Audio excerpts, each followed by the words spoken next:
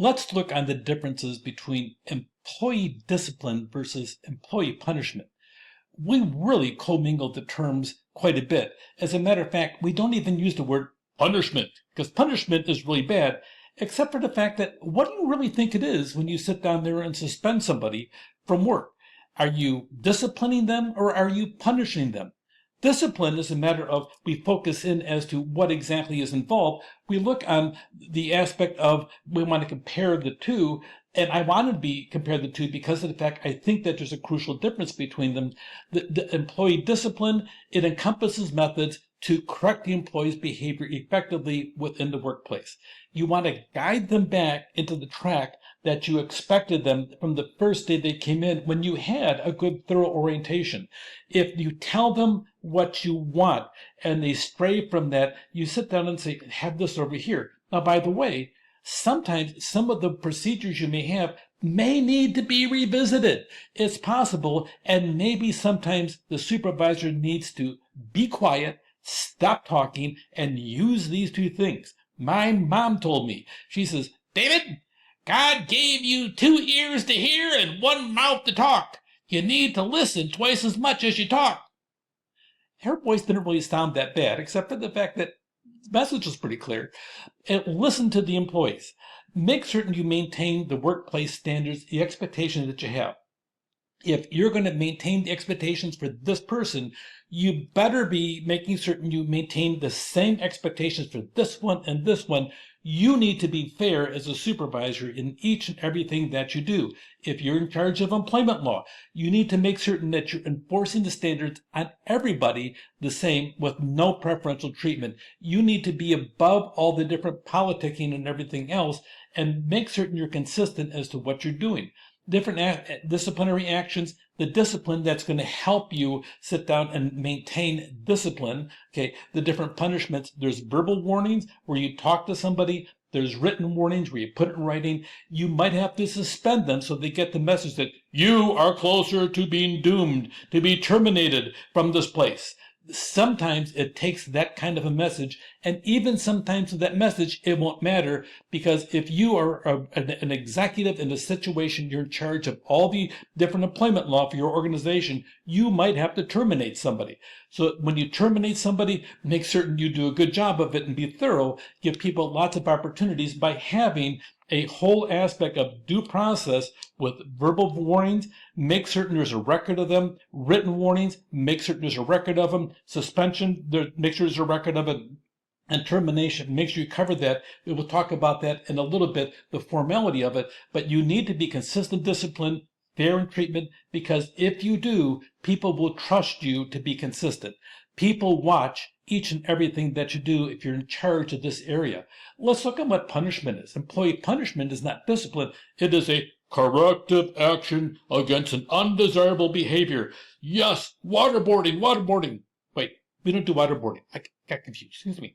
Okay, and no electroshock therapy either. Those things are out. They're not there for the employer to do, but also humiliation isn't part of it either. Treating people with dignity and respect is part of it, except for the fact that you're going to treat the action and not attack the person. There's 2 different methodologies. Say, the behavior we had here. When you're doing the work that I'm seeing here is not what I'm expecting. It's not what I covered before. How come this happened? Don't sit down and pass judgment on them and condemn them as an individual. Your job is to focus in on the action itself as to what they're doing as an employee. So pay attention to that because of the fact you don't want to sit down and attack them as a person. You want to sit down and correct the action and make certain you're reinforcing the employee discipline in the process as well. There's unintended outcomes sometimes you have. Some examples on the verbal reprimand. You talk to them. Make certain that all actions like this, that you deal with discipline in private and praise in public. Discipline, private, praise in public. Always do that. If you correct somebody publicly, it better be for a good reason. One time I took over an area and I really had no major expertise. I had 12 different operating engineers reporting to me all of a sudden in the restructuring that I was involved in. Operating engineers, they deal with all these two-story chillers. They deal with all kinds of mechanical things that I had no idea how to sit down and repair. I did know how to manage people, though, and this was a really tough crowd. At the opening meeting, one of them sat there and says, well, now we got this restructuring. Now we have a bean counter in charge of all of us. And you don't know anything that we do. I says, you know what? You are probably correct. I do know how to run a meeting. I do know how to treat people. And you and I will be having a talk about that right after this meeting on a personal basis. Hopefully everybody will still be here when I'm done. The room got quiet. That was a unique situation, though. He challenged me publicly. I dealt with him publicly. Now, by the way, I talked with him, and miraculously, he changed his tune in the process. So it was almost humorous, except for the fact it wasn't, because if I handled it wrong in that moment, it would have been damaging long term. Sometimes you have to deal with it. But almost all the time, unless you have a really odd situation like that, you need to deal with that kind of behavior privately, not publicly. And then you praise people publicly. But here's the process. Verbal, written, demotion, termination, it could be different. You don't want to have a climate of fear if you can avoid it. Sometimes you might have to just to get over the initial aspect of it, like I did in a situation. Boom, I had this over here. You want to talk about it publicly, you want to have a challenge, and fine, we'll deal with it, but you want to avoid that if you can. Disengagement consequences, sometimes if you do it wrong, that employee will stop being a decent employee. They'll be one of those people that's silently quitting on the side and not doing anything. They'll have reduced job satisfaction, and you may damage them. I've gone through this process. I've had people come back and actually apologize for the behavior that they did. So pay attention to what's going on. One time I had to sit down and because I handled it well, which has not always been the case, please don't think I'm perfect, but I suspended somebody for 10 days for really being disruptive in the workplace and not following through. And after 10 days, he came back in the office and he says, you know what? My biggest problem is I have a friend, and that when the two of us get together in the workplace, we just set each other off. I'm going to stop that. And you know what happened? He did stop that.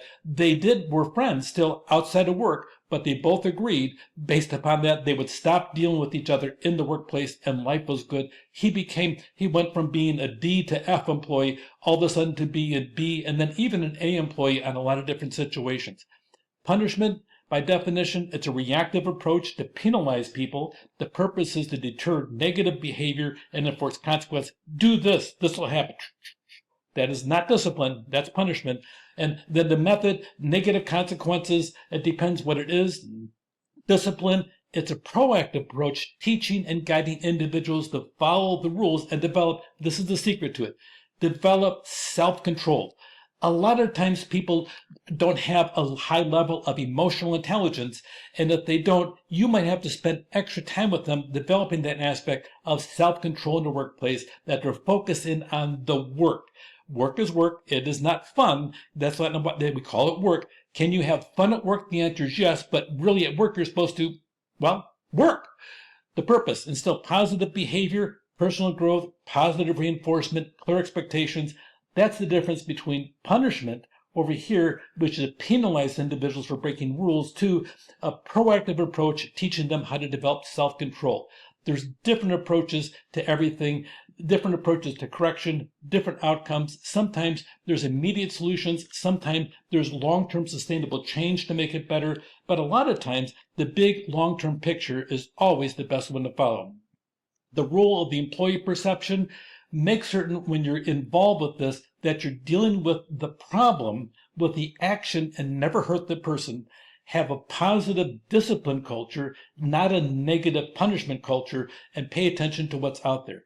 We don't use the word punishment because it sounds so negative. Well, it is negative, but a lot of things that we call employee discipline ends up being employee punishment. Let's pay attention to the discipline. It's something that comes from within rather than being imposed from without. Take care.